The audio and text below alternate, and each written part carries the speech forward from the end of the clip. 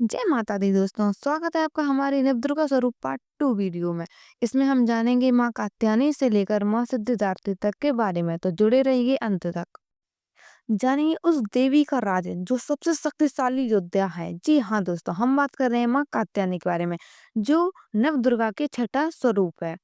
कात्यायन नाम के एक ऋषि थे जिन्होंने कठोर तपस्या की थी। उनकी तपस्या से माँ देवी प्रसन्न होकर उनके यहाँ पुत्री के रूप में जन्म लेती हैं। इसीलिए इनका नाम कात्यायनी पड़ा। माँ कात्यायनी ने ही महिषासुर का वध करके देवताओं को अत्याचार से मुक्त कराया था। हमारी माँ कात्यायनी के 4 हाथ हैं जो दर्शाते हैं ऊपर का दाहिना हाथ अभय मुद्रा में, बायां हाथ वर मुद्रा में, नीचे का दाहिना हाथ कमल पुष्प और बायां हाथ तलवार लिए। हमारी माँ का वाहन सिंह है।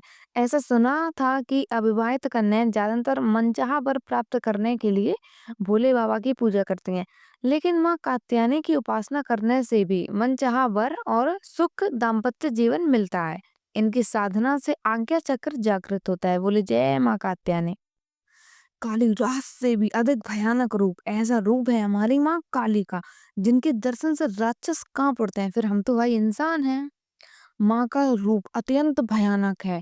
कमेंट करके बताएं माँ काली का प्रमुख मंदिर कहाँ है। माँ के 4 हाथ हैं। दाहिने हाथ में अभय मुद्रा और वर मुद्रा, बाएं हाथ में लोहे का खड़ग और वज्र। इनका वाहन गदा है। और हम लोग बेचारे गधे को कुछ समझते ही नहीं है, जब देखो तब उसे कोसते रहते हैं। माँ काली हमारे भय, बाधाएं, भूत प्रेत और नकारात्मक शक्तियों का नाश करती हैं। इनकी पूजा करने से रुकावटों से मुक्ति मिलती है। इनकी उपासना करने से सहस्त्र चक्र जागृत होता है। माँ काली ने शुभ निशुंभ के साथ रक्त बीज का संहार करने के लिए ही अवतार लिया था। बोलिए जय माँ काली। रोशनी और सौंदर्य का प्रतीक। जी हाँ, हम बात करें नवदुर्गा के 8वें स्वरूप माँ गौरी के बारे में।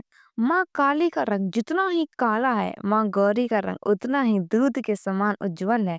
माँ गौरी के 4 हाथ, एक में त्रिशूल, डमरू, अभय मुद्रा और वर मुद्रा। माँ गौरी का वाहन नंदी है। माँ को पवित्रता और शांति की देवी कहा जाता है। इनकी पूजा से, इनकी उपासना से आज्ञा चक्र जागृत होता है। मन की शक्तियां संतुलित होती हैं। और मन की शक्तियों को संतुलित करना बहुत जरूरी है, क्योंकि ये जब देखो तब बिना वजह इधर उधर डोलता रहता है। इसलिए माँ गौरी की उपासना करें और लिखिए जय माँ गौरी। अब बात करेंगे नवदुर्गा के अंतिम स्वरूप की, जो है माँ सिद्धिदात्री।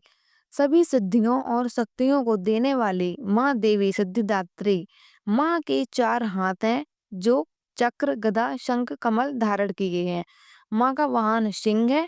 सबसे जरूरी बात, भगवान शिव ने भी इनकी उपासना करके ही अर्धनारीश्वर रूप प्राप्त किया।